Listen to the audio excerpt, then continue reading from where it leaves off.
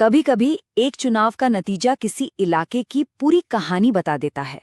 और बिहार के हरलाखी में ये कहानी सिर्फ जीत हार की नहीं है, बल्कि ये उन ताकतों की कहानी है जो ग्रामीण भारत की राजनीति को बनाती और बिगाड़ती हैं। हमारी पड़ताल शुरू होती है मधुबनी जिले के हरलाखी से, एक ऐसी जगह जहां भारत नेपाल की सरहद सिर्फ जमीन पर खींची एक लकीर नहीं है, बल्कि ये लोगों की रोजमर्रा की जिंदगी का हिस्सा है। आप सोचेंगे कि यहाँ राज कौन करता है? नेता? नहीं, यहाँ असली हुकूमत नेपाल से आने वाली नदियों की है।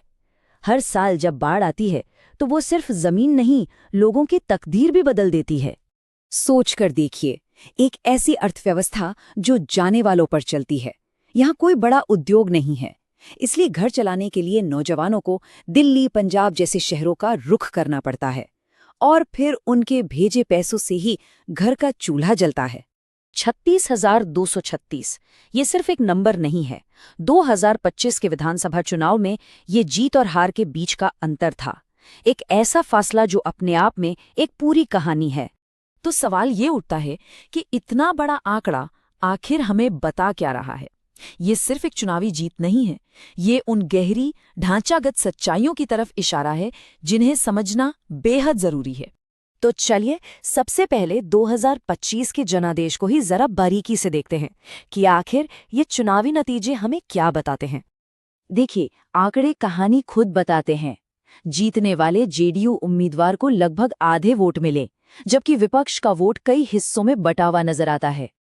और यहीं पर देखिए, पूरी कहानी का सार छिपा है।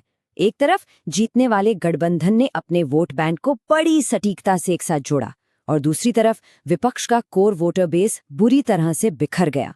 इस बिखराव के पीछे एक बहुत बड़ा फैक्टर था जिसे हम कहते हैं स्पॉइलर उम्मीदवार। एक ऐसे निर्दलीय उम्मीदवार जिन्होंने करीब 12% वोट हासिल किए, और ये वोट ज्यादातर विपक्ष के खाते से ही कटे थे। अब देखिए, इन सब आंकड़ों और रणनीतियों के बीच एक बात याद रखना बहुत जरूरी है। हमारा विश्लेषण हमेशा संवैधानिक मूल्यों के दायरे में होना चाहिए। मतलब एक ऐसी बातचीत जो तथ्यों पर आधारित हो, जिम्मेदार हो, और जिसमें हर नागरिक का सम्मान सबसे ऊपर हो। लेकिन ये जो 2025 में हुआ, ये कोई एक दिन की बात नहीं थी। जरा पीछे मुड़कर देखें तो पता चलता है कि इसकी जड़ें बहुत गहरी हैं, जो एक दशक से भी ज्यादा पुरानी हैं। इस टेबल को देखिए, पिछले 4 चुनावों का इतिहास। इसमें एक पैटर्न है, एक ट्रेंड है जो साफ साफ नजर आता है।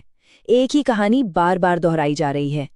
एक और दिलचस्प चीज देखिए, वोटिंग का प्रतिशत लगातार बढ़ा है, और जैसे जैसे ज्यादा लोग वोट डालने आए, जीतने वाले एनडीए गठबंधन की जीत का अंतर भी बढ़ता गया। इसका सीधा सा मतलब है बेहतर बूथ मैनेजमेंट, यानी अपने वोटरों को घर से निकालकर पोलिंग बूथ तक लाने की संगठित क्षमता। पर देखिए, चुनाव सिर्फ नंबरों का खेल तो नहीं है ना, ये लोगों की जिंदगी के बारे में होते हैं। तो चलिए अब उन जमीनी मुद्दों को समझते हैं जिन्हें असल में राजनीतिक बदलाव की वजह बनना चाहिए। और यहाँ डेटा एक बहुत ही उलझी हुई सच्चाई हमारे सामने रखता है। महंगाई है, खेती का संकट है, मुश्किलें बहुत हैं, लेकिन जब वोट देने की बारी आती है तो ये मुद्दे जातिगत समीकरणों पर हावी नहीं हो पाते। ये सिर्फ लिस्ट में लिखे मुद्दे नहीं हैं, ये वो असलियत है जिसे हरलाखी के लोग हर दिन जीते हैं, चाहे वो विनाशकारी बाढ़ हो या फिर सेहत से जुड़ा कोई गंभीर संकट। ये रोज की चुनौतियां हैं। तो ये डेटा हमें क्या बताता है? ये बताता है कि अगर कोई बदलाव लाना है तो एक बिल्कुल नई सोच, एक नई रणनीति चाहिए होगी। संगठन को जमीनी स्तर से फिर से बनाना होगा, और लोगों की असली तकलीफों से सीधा जुड़ना होगा।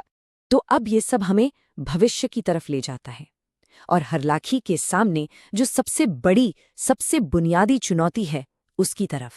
और यहाँ एक कड़वी सच्चाई सामने आती है। रिपोर्ट साफ कहती है कि छोटे मोटे बदलावों से बात नहीं बनेगी। ऐसा लगता है जैसे विपक्ष एक 27% की अदृश्य दीवार से बार बार टकरा रहा है।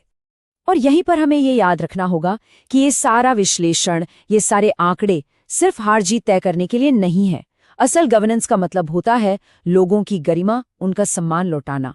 और हम जिस भी डेटा का इस्तेमाल करें, वो लोगों की निजता का सम्मान करते हुए उनकी बेहतरी के लिए होना चाहिए।